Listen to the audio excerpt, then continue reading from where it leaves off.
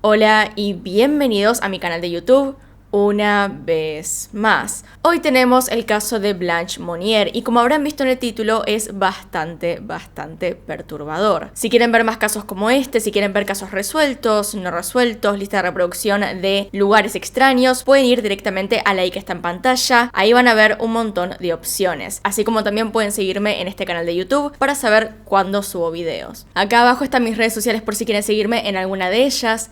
Y sin más, comencemos.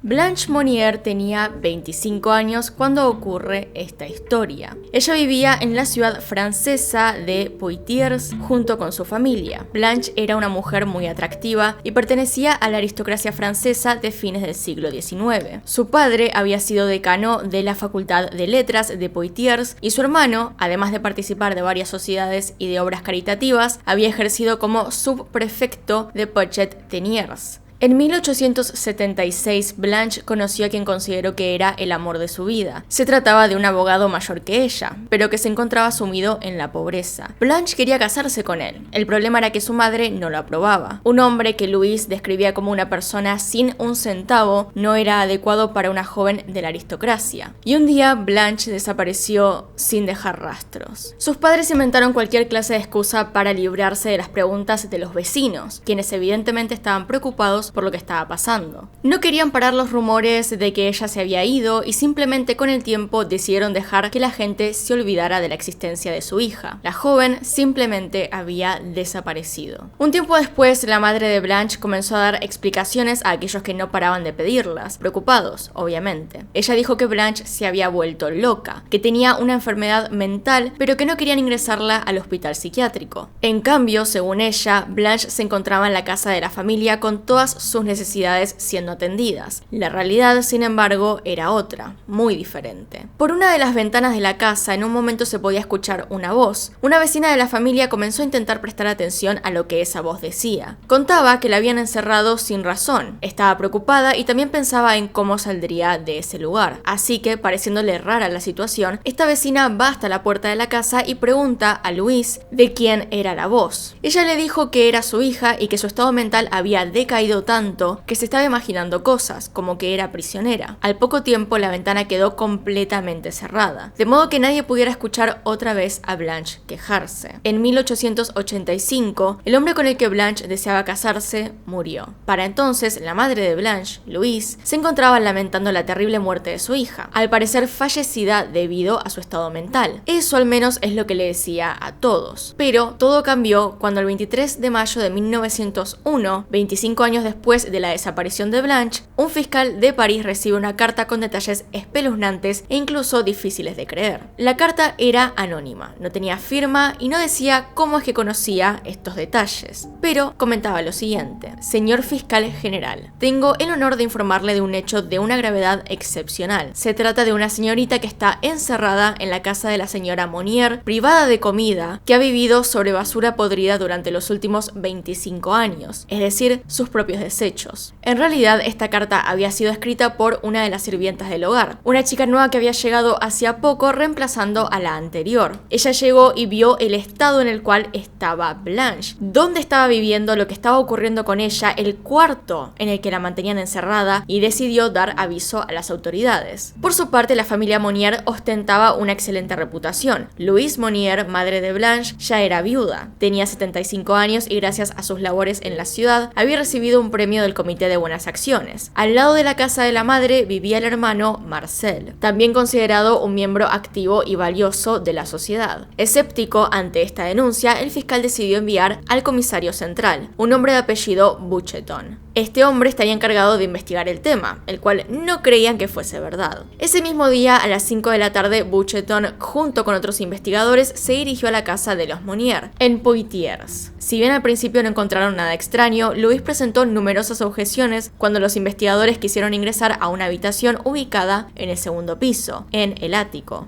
Esta habitación, por cierto, era bastante chica, no era una principal. Sin embargo, insistiendo, lo lograron. En cuanto la abrieron, comenzaron a percibir un hedor que era tan fétido que Buchetón debió dar un paso hacia atrás, mientras el olor se le impregnaba en la nariz y la garganta. El cuarto estaba increíblemente oscuro, todas las ventanas estaban cerradas y no se percibía exactamente qué estaba pasando dentro. Buchetón caminó hacia una ventana que daba a la calle con la intención de abrirla para que circulara el aire, pero no pudo. Tanto las ventanas como las persianas estaban cerradas con cadenas y candados. Por encima de ellas había una cortina que impedía que entrara cualquier rayo de luz. Después de intentarlo varias veces, el comisionado logró abrir la ventana y pudo finalmente contemplar lo que estaba dentro del lugar. En un rincón de la habitación, sentada sobre una cama de paja, había una mujer desnuda rodeada de excremento, insectos y restos de comida. Esta mujer era Blanche. Buchetón la describió como un esqueleto humano real. Se hallaba tan desnutrida que, según las crónicas de esa época, los muslos se habían reducido al tamaño de la muñeca y pesaba tan solo 24 kilos. Según declararon los testigos, cuando entraron a la habitación se levantó un olor pestilente. Las sábanas estaban soldadas al colchón y tenían mucha suciedad. Allí había una masa sin forma. Estaba ahí secuestrada, se acurrucó y se negó a mostrar su rostro. Blanche no podía comunicarse. Había pasado 25 años encerrada en ese lugar sin ver la luz del sol, comiendo restos de comida y sin entablar diálogo con casi nadie. Todo esto evidentemente le había dejado fuertes secuelas en su psiquis. Mientras le intentaban poner ropa para poder llevarla a un hospital, ella simplemente no contestaba como una persona normal lo haría, sino que simplemente gritaba. Además, durante muchísimo tiempo ni una sola persona se quedaba demasiado con ella, así que de repente hubiese tanta gente en su cuarto hizo aún peor la situación. Durante todo ese tiempo había visto solamente a su familia y a algunos sirvientes. El pelo de Blanche no había sido cortado durante todo su encierro. Al parecer, ni siquiera podía bañarse. Es por esto también que se la llamaba la verdadera Rapunzel. Sus uñas tampoco habían sido cortadas en todo ese tiempo y sus manos parecían garras. Los testigos detallaron que la mujer vivía en lo que parecía ser un infierno lleno de sobras de comida, de huesos de aves de corral y de carne. Su cuerpo estaba cubierto por una costra formada de suciedad y había bichos por todas partes. El abandono era tal que tenía gusanos que medían más de 4 centímetros de largo, piojos y cucarachas caminando en el cuerpo. La humedad del cuarto era tanta que había hongos creciendo en su interior. Debido a su estado físico y a que estaba extremadamente débil, le era imposible levantarse. Pero con ayuda de las personas que fueron a rescatarla, Blanche logró bajar las escaleras y fue transportada en una ambulancia a un centro de salud. En su cuerpo, más allá de todo esto, no había rasgos de heridas ni contusiones. Inmediatamente las autoridades dispusieron la detención de los familiares Louis y Marcel. Descubierto su crimen y ante los interrogatorios, la salud de la madre de Blanche se deterioró y el 9 de junio a las 9:30 falleció, luego de haber sufrido un ataque al corazón. Antes de morir, Louis había asegurado que amaba tanto a Blanche hasta el punto de sacrificarse por ella, y echó la culpa del estado de su hija a la negligencia de los sirvientes, porque claramente tenían toda la culpa de dejarla 25 años encerrada en lo que parecía una torre,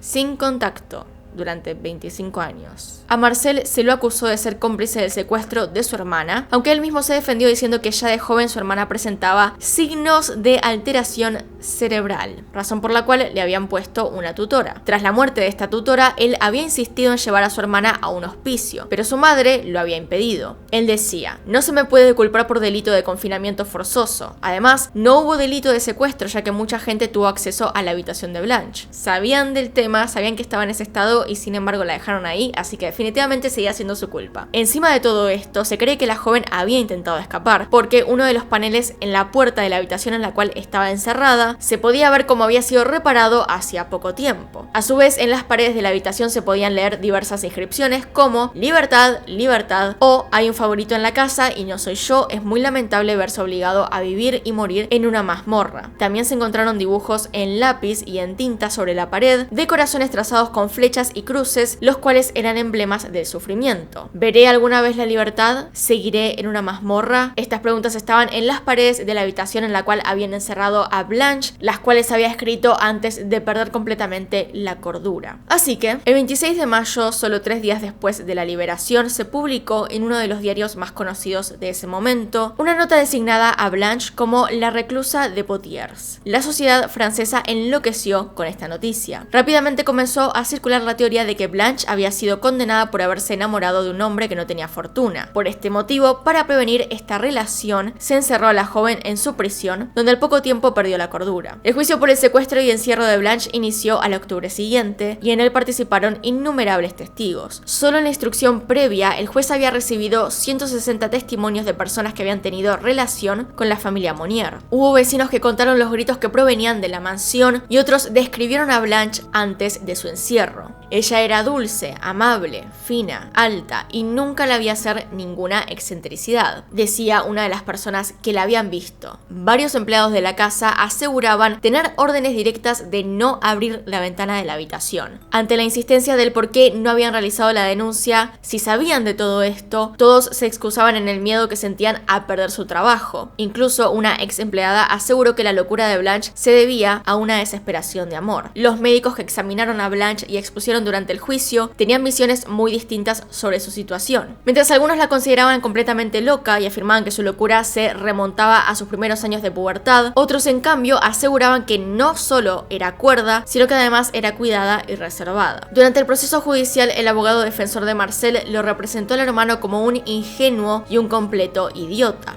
Esto claramente podía ser una estrategia para quitarle la culpa. A su vez también alegó que Blanche no fue víctima de violencia ni maltrato. Él decía no hay ni siquiera confinamiento en el sentido legal de la palabra, porque se trata de si el hecho de cerrar una puerta detrás de alguien que no tiene la intención de salir establece el acto constitutivo de crimen llamado violencia o asalto. Ustedes me pueden decir lo que quieran abajo en los comentarios, pero la verdad me parece la peor excusa de todas. Si bien durante el juicio se determinó que la madre de Blanche, ya fallecida, era la culpable de su secuestro y encerramiento, a Marcel se lo consideró cómplice. A pesar de que podía ser verdad esto de que había intentado llevarla a un asilo, ante la negación de su madre, él aceptó la situación e incluso iba a visitar a su hermana a la habitación donde había sido encerrada. Él estaba consciente de todo lo que estaba pasando y aún así no hizo nada. Más aún después de haberla visto en ese estado lleno de desperdicios alrededor, aún así no volvió a quejarse. A Marcel entonces se lo condenó a 15 meses de prisión. Una vez que terminó su condena, pasó sus últimos años en una mansión de los Pirineos hasta que murió en 1913. Blanche fue enviada a un hospital psiquiátrico después de todo esto. Lamentablemente nunca logró recuperarse y murió también en 1913. Así que sí, es una historia bastante,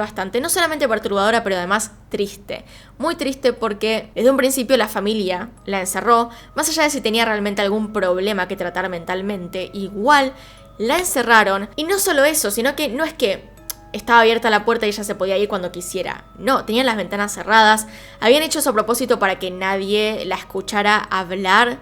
Estaba en el último piso, en una parte alejada, en un cuarto chiquito, sobre una cama de paja. Ni siquiera la bañaban. Esto claramente puede ser por eso de juzgar a las personas en la aristocracia, de que si tenías una persona que estaba enferma mentalmente era casi un crimen, era una cosa horrible para ellos. Puede ser, aún así no le quita que sea un acto completamente deshumanizante que terminó mal para todo el mundo. Y bueno, ¿qué les pareció esta historia? ¿Conocían algún caso como este? ¿Habían visto algo similar? Déjenmelo abajo en los comentarios. Y sin más que decir, acá están mis Patreons y los miembros del canal. Gracias por apoyarme a través de esas plataformas. Así que acá tienen un video nuevo, acá tienen un video recomendado, se pueden suscribir haciendo clic en mi cara y nos vemos en otro video. Adiós.